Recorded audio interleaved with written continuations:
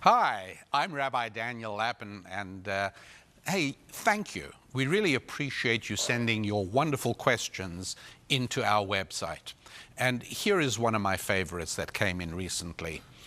When my parents were at my current age, I look back and remember that they stopped living. The pain was too great for them, and they retreated. My wife's parents became so involved in the grandchildren that they also eventually became lost and alone as the grandchildren grew up and moved away. I want to show my children something different, and here's my dilemma. I can expand my business to other areas in other states to increase our finances, or I can go to where my children and my granddaughter will be and do business but not expand the business. Thanks for your insight. And this is from Robert. Robert, I really do get this, I must tell you. Let me be honest. The sound that I find to be the most musical sound in the world are the words, "Daddy, come here, I need you." I love that sound. And when our children grew up to the point where we only very seldom heard the phrase, "Daddy, I need you," eventually they had children, and it was quite wonderful because occasionally the grandchildren would say, "Come here, I need you." I love that. As a matter of fact, Susan and I relocated across the country from an area of incredible natural beauty that we love and from friends that were very close to us. And we moved to where our children live. And I have to tell you, it was so life-enhancing. It so changed things for us beyond anything that I ever anticipated.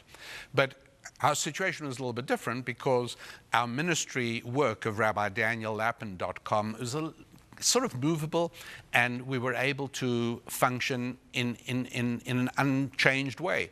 Our airport isn't quite as nice as the airport we left, but everything is fine.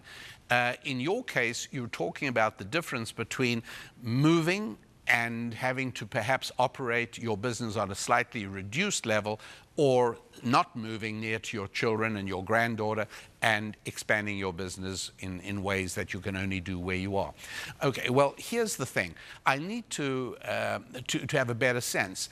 If your finances are fine, then I would say it's more important for your granddaughter and your children to have your physical presence rather than your material presence with a T. In other words, if the only reason you would continue working is to be able to leave a financial legacy, I'd say that it's more valuable for them to have you around in life. I think that's very valuable. But on the other hand, there is also to be recognized the idea that in your work, it is very important that you do keep working. In my book, Thou Shalt Prosper, the 10 Commandments for Making Money, the last of the 10 Commandments is never retire, and I explain why that is. So I'm not a big fan of a retirement, and if your move means you must retire, I'd say that's an enormous problem. What I'm hoping is, and you did indicate that you could continue your business, but perhaps not able to grow it to quite the same extent. Maybe you could. Maybe moving your location to be close to your family makes it possible for you to be with your family, but also allows you perhaps to travel or to do some remote work. I don't know the details, but I would urge you to dig deep into your bag of tricks to see if there isn't a way that you can aggressively be involved in business and to grow and to keep yourself active and productive and alert even while you are relocated in a new area. There is so much to gain from being close to family, and there is also so much to gain from being productive and economically creative. I'm Rabbi Daniel Lappin.